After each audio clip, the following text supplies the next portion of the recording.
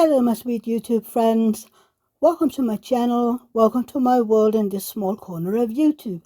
If you're new here, hi, welcome, my name is Mia, I live in Denmark with my husband David and our 3 cats. I would love it if you'd consider subscribing to my channel. The subscribe button is right under the video. Next to it you'll find a bell. If you ding that bell and choose all, you will be notified whenever I put up a new video. If you're back, hi family, I am so grateful that you're here and support me by watching my videos. Thank you.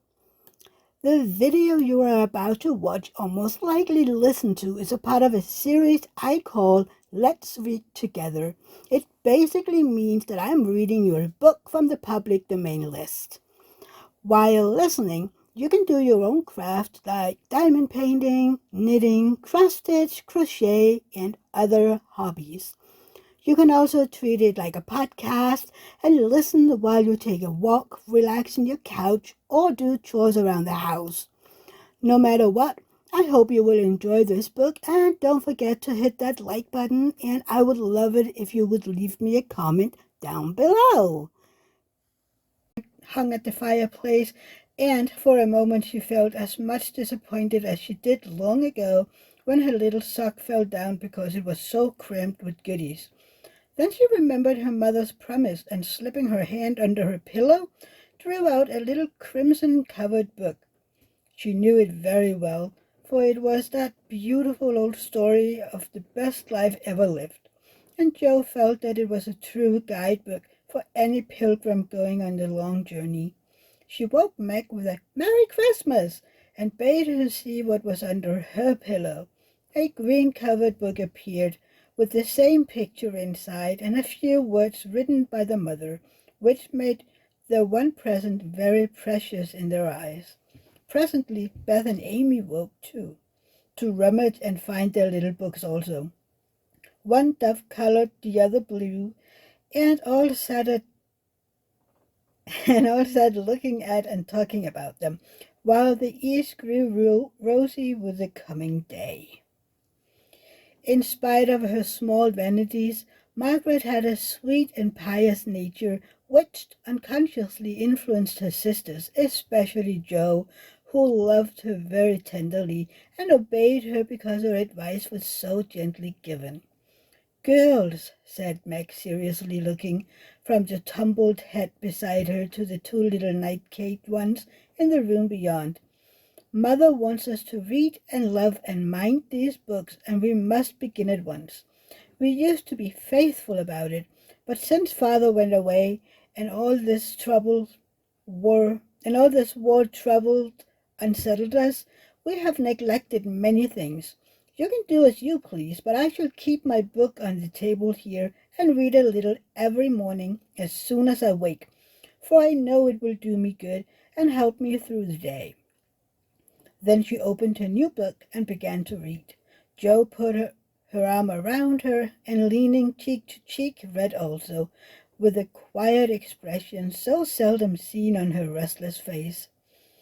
"How good Meg is! Come, Amy, let's do as they do. I'll help you with the hard words, and they'll explain things if we don't understand," whispered Beth, very much impressed by the pretty books and her sister's example. "I'm glad mine is blue," said Amy, and then the rooms were very still while the pages were softly turned, and the winter sunshine crept in to touch the bright heads and serious faces with a Christmas greeting. "Where is Mother?" asked Meg, as she and Jo ran down to thank for their gifts half an hour later.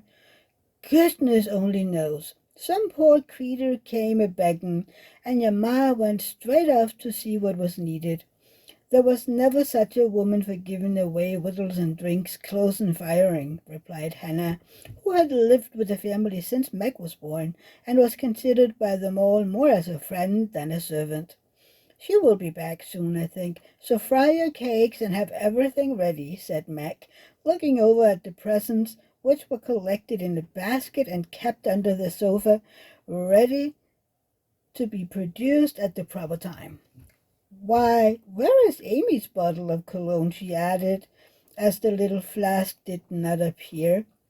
She took it out for a minute ago, and went off with it to put a ribbon on it or some such notions," replied Joe, dancing about the room to take the first stiffness off of the new army slippers. "How nice my handkerchiefs look, don't they? Hannah washed and ironed them for me, and I marked them all myself," said Beth, looking proudly at the somewhat uneven letters which had cost her such labor. "Bless the child! She's gone and put mother on them instead of M. Marsh. How funny!" cried Joe, taking up one. "Isn't it right? I thought it was better to do so because Mac's initials are MM, and I don't want anyone to use these but Mommy," said Beth, looking troubled. "It's all right, dear, and a very pretty idea, quite sensible too, for no one can ever mistake now. It will please her very much, I know," said Mac, with a frown for Joe and a smile for Beth. "There's Mother! Hide the basket! Quick!" cried Joe, as a door slammed and steps sounded in the hall. Amy came in hastily and looked rather abashed when she saw her sisters all waiting for her. "Where have you been, and what are you hiding behind you?" asked Meg, surprised to see by her hood and cloak that lazy Amy had been out so early. "Don't laugh at me, Joe. I didn't mean anyone should know till the time came. I only meant to change the little bottle for a big one, and I gave all my money to get it, and I'm truly trying not to be selfish any more." As she spoke, Amy showed the handsome flask which replaced the cheap one, and looked so earnest and humble in her little effort to forget herself that Meg hugged her on the spot, and Joe pronounced her a trump, while Beth ran to the window and picked her finest rose to ornament the stately bottle. "You see, I felt ashamed of my present after reading and talking about being good this morning, so I ran round the corner and changed it the minute I was up, and I'm so glad, for mine is the handsomest now." Another bang of the street door sent the basket under the sofa, and the girls to the table, eager for breakfast. "Merry Christmas, Mommy! Many of them. Thank you for our books. We read some and mean to every day," they cried in a chorus. "Merry Christmas, little daughters. I'm glad you began at once and hope you will keep on. But I want to say one word before we sit. Not far away from here lies a poor woman with a little newborn baby. 6 children are huddled into one bed to keep from freezing, for they have no fire. There is nothing to eat over there, and the oldest boy came to tell me they were suffering hunger and cold. My girls, will you give them your breakfast as a Christmas present?" They were all unusually hungry, having waited nearly an hour, and for a minute no one spoke. Only a minute, for Joe exclaimed impetuously, "I'm so glad you came before we began." "May I go and help carry the things to the poor little children?" asked Beth eagerly. "I shall take the cream and the muffins," added Amy heroically, giving up the article she most liked. Meg was already covering the buckwheats and piling the bread into one big plate. "I thought you'd do it," said Mrs. Marsh, smiling as if satisfied. "You shall all go and help me, and when we come back we will have bread and milk for breakfast, and make it up at dinner time." They were soon ready, and the procession set out. Fortunately, it was early, and they went through back streets, so few people saw them, and no one laughed at the queer party. A poor, bare, miserable room it was, with broken windows, no fire, ragged bedclothes, a sick mother, wailing baby, and a group of pale, hungry children huddled under an old quilt trying to keep warm. How the big eyes stared and the blue lips smiled as the girls went in. "Ach, mein Gott, is it good angels come to us?" said the poor woman, crying for joy. "Funny angels in hooded mittens," said Joe, and set them laughing. In a few minutes it really did seem as if kind spirits had been at work there. Hannah, who had carried wood, made a fire and stopped up the broken pans with old hats and her own cloak. Mrs. Marsh gave the mother tea and gruel and comforted her with a promise of help while she dressed the little baby as tenderly as if it had been her own. The girls, meantime, spread the table, set the children round the fire, and so so many hungry birds, laughing, talking, and trying to understand the funny broken English. Das ist gut, die Enkelkinder, cried the poor things as they ate, and warmed their purple hands at the comfortable blaze. The girl had never been called angel children before, and thought it very agreeable, especially Joe, who had been considered a Sancho ever since he was born. That was a very happy breakfast, though they didn't get any of it, and when they went away, leaving comfort behind, I think there was not in all the city four merrier people than the hungry little girls, who gave away their breakfast and contented themselves with bread and milk on Christmas morning. That's loving our neighborhood better than ourselves, and I like it, said Meg, as they set out their presents, while their mother was upstairs collecting clothes for the poor Hummels. Not a very splendid show, but there was a great deal of love done up in the few little bundles, and the tall vase of red roses, white chrysanthemums, and a trailing vines, which stood in the middle, gave quite an elegant air to the table. She's coming. Strike up, Beth. Open the door, Amy. 3 cheers for Mommy, cried Joe, prancing about, while Meg went to conduct Mother of the seat of honor. Beth played her gayest march, Amy threw open the door, and Meg enacted escort with a great dignity. Mrs. Marsh was both surprised and touched, and smiled with her eyes full as she examined her presents, and read the little notes which accompanied them. The slippers went on at once. A new handkerchief was slipped into her pocket, well scented with Amy's cologne. The rose was fastened in her bosom, and the nice gloves were pronounced a perfect fit. There was a good deal of laughing and kissing and explaining in the simple, loving fashion which made these home festivals so pleasant at the time, so sweet to remember long afterward, and then all fell to work. The morning charities and ceremonies took so much time that the rest of the day was devoted to preparations for the evening festivities.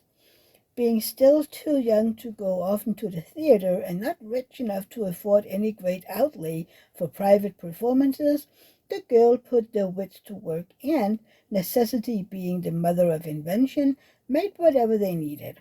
Very clever were some of their productions. Pasteboard guitars, antique lamps made of old-fashioned butter boat covered with silver paper, gorgeous rope of old cotton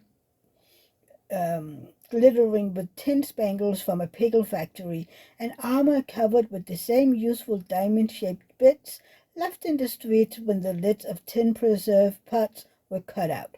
The furniture was used to being turned topsy-turvy, and the big chamber was the scene of many innocent revels. No gentlemen were admitted, so Jo played the male part to her heart's content, and took immense satisfaction in a pair of russet leather boots given her by a friend who knew a lady who knew an actor. These boots, an old foil, and a slashed double ones used by an artist for some picture, were Jo's chief treasures, and appeared on all occasions.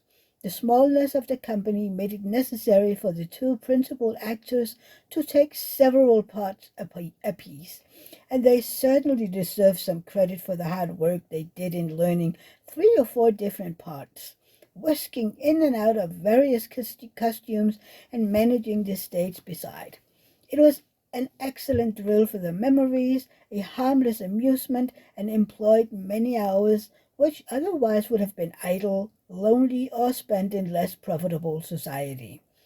On Christmas night, a dozen girls piled on to the bed which was the dress circle, and sat before the blue and yellow chintz curtain in a most flattering state of expectancy.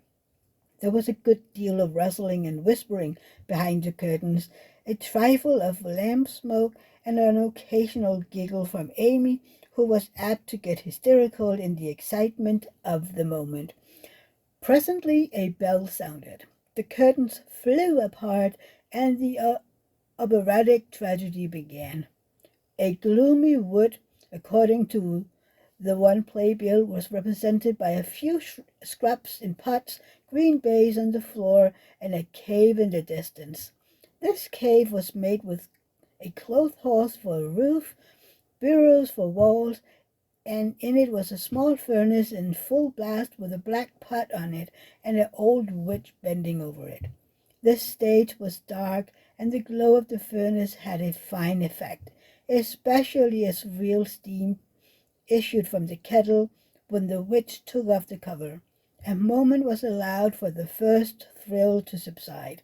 Then Hugo, the villain, stalked in with a clanking sword on his side, a slouched hat, black beard, mysterious cloak, and the boots. After pacing to and fro in much agitation, he struck his forehead and burst out into a wild strain, singing of his hatred to Rodrigo, his love for Sarah, and his pleasing resolution to kill the one and win the other. The gruff tones of Hugo's voice, with an occasional shout when his feelings overcame him, were very impressive, and the audience applauded the moment he paused for breath. Bowing with the air of one accustomed to public praise, he stole to the cavern and ordered Hagar to come forth with a commanding, "What ho, minion, I need thee!" Out came Meg with a grey horsehair hanging about her face, a red and black robe, a staff, and cabalistic signs upon her cloak. Hugo demanded a potion to make Sarah adore him, and one to destroy Rodrigo. Hagar, in a fine dramatic melody, promised both, and proceeded to call up the spirit who would bring the love philtre. Hitcher from my home, ere spirit, I bid thee come. Born of roses, fed on dew, charms and potions can thou brew. Bring me here with elfin speed the fragrant philtre which I need. Make it sweet and swift and strong. Spirit, answer now my song. A soft strain of music sounded, and then at the back of the cave appeared a little figure in cloudy white, with glittering wings, golden hair, and a garland of roses on its head. Waving a wand, it sang, "Hither I come from my airy home, afar in the silver moon. Take the magic spell and use it well, or its power will vanish soon." And dropping a small gilded bottle at the witch's feet, the spirit vanished. Another chant from Hagar produced another apparition, not a lovely one, for with a bang an ugly black imp appeared, and having croaked a reply, tossed a dark bottle at Hugo and disappeared with a mocking laugh. Having wobbled his thanks and put the potion in his boots, Hugo departed, and Hagar informed the audience that, as she had killed a few of her friends in times past, she had cursed him and intended to thwart his plans and be revenged on him. Then the curtain fell, and the audience reposed and ate candy while discussing the merits of the play. A good deal of hammering went on before the curtain rose again, but when it became evident what a masterpiece of stage carpentering had been got up, no one murmured at the delay. It was truly superb. A tower rose to the ceiling. Halfway up appeared a window with a lamp burning in it, and behind the white curtain appeared Sarah in a lovely blue and silver dress, waiting for Rodrigo. He came in gorgeous array with plump cap, red cloak, chestnut lovelocks, a guitar, and the boots, of course. Kneeling at the foot of the tower, he sang a serenade in melting tones. Sarah replied, and after a musical dialogue, consented to fly. Then came the grand effect of the play. Rodrigo produced a rope ladder with 5 steps to it, threw up one end and invited Sarah to descend. Timidly she crept from her lattice, put her hand on Rodrigo's shoulder, and was about to leap gracefully down when, alas, alas for Sarah, she forgot her train. It caught in the window, the tower tottered, leaned forward, fell with a crash, and buried the unhappy lovers in the ruins. A universal shriek arose as the russet boots waved wildly from the wreck, and a golden head emerged, exclaiming, "I told you so! I told you so!" With a wonderful present of mind, Don Pedro, the cruel sire, rushed in, dragged out his daughter with a hasty aside, "Don't laugh, act as if it was all right," and, ordering Rodrigo up, banished him from the kingdom with wrath and scorn. Though decidedly shaken by the fall of the tower upon him, Rodrigo defied the old gentleman and refused to stir. This dauntless example fired Sarah. She also defied her sire, and he ordered them both to the deepest dungeons of the castle.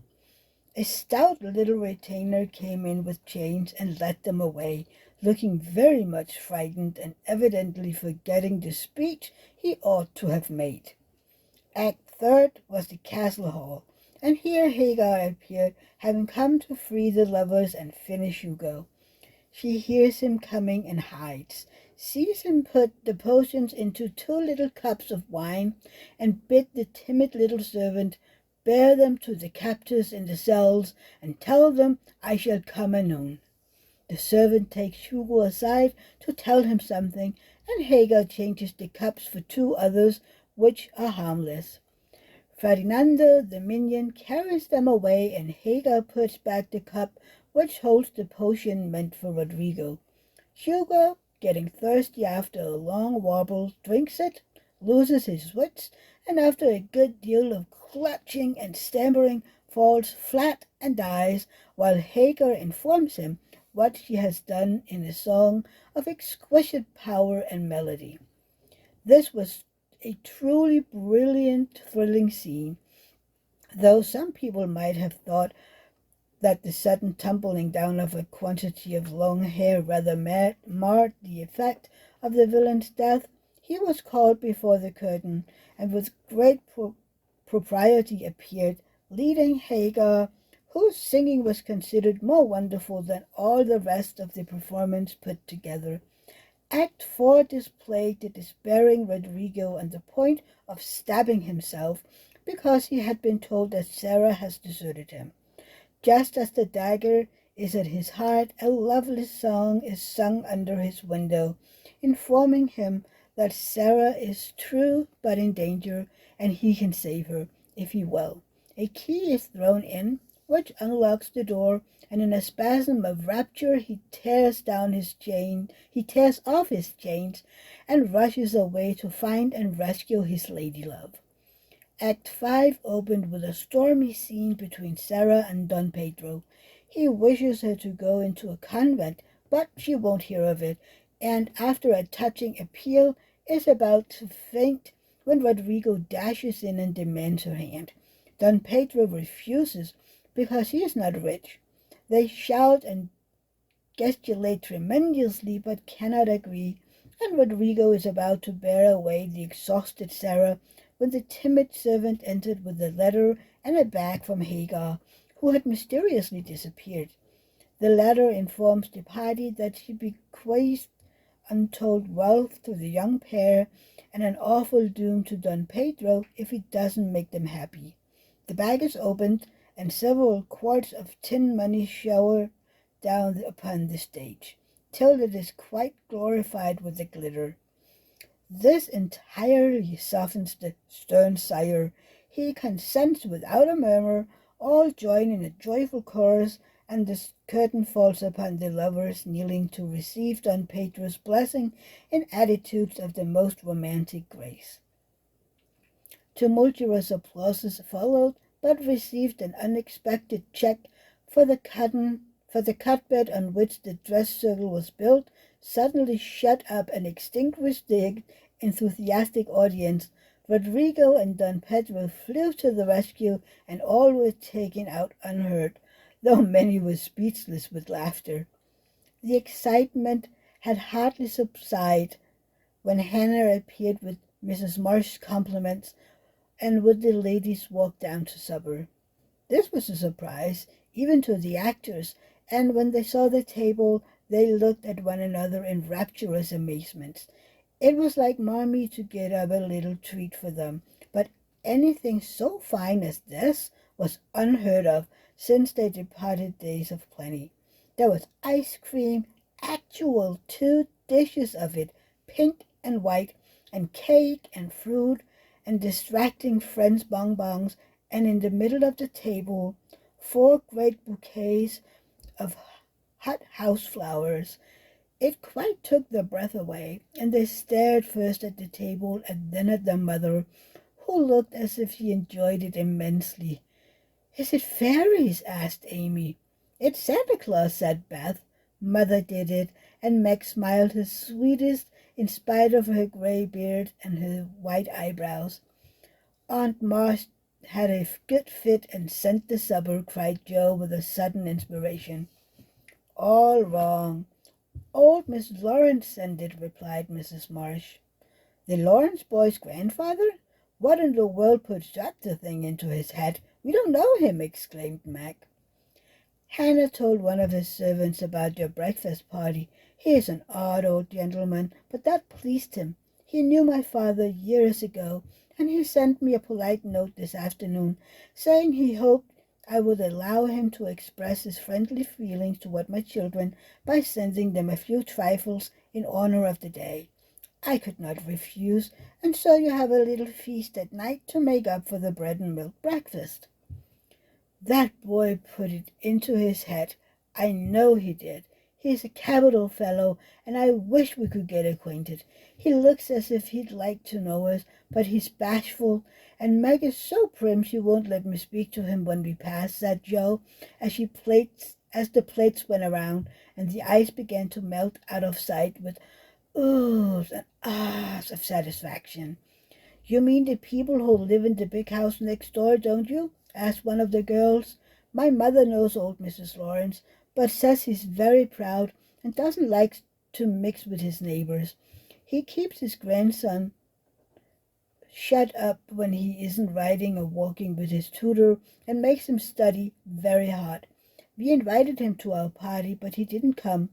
Mother says he's very nice, though he never speaks to us girls. Our cat ran away once, and he brought her back, and we talked over the fence and were getting on capitally, all about cricket and so on, when he saw Meg coming and walked off. I mean to know him some day, for he needs fun. I am sure he does," said Joe decidedly. "I like his manners, and he looks like a little gentleman, so I've no objection to you knowing him if a proper opportunity comes. He brought the flowers himself, and I should have asked him in if I had been sure what was going on upstairs. He looked so wistful as he went away, hearing the frolic and evidently having none of his own." "It's a mercy you didn't, Mother," laughed Joe, looking at her boots. "But we'll have another play sometime that he can see. Perhaps he'll help act. Wouldn't that be jolly? I never had such a fine bouquet before. How pretty it is!" And Meg examined the flowers with great interest. "They are lovely, but Beth roses are sweeter to me," said Mrs. Marsh, smelling the half-dead posy in her belt. Beth nestled up to her and whispered softly, "I wish I could send my bouquet to Father. I'm afraid he isn't having such a merry Christmas as we are."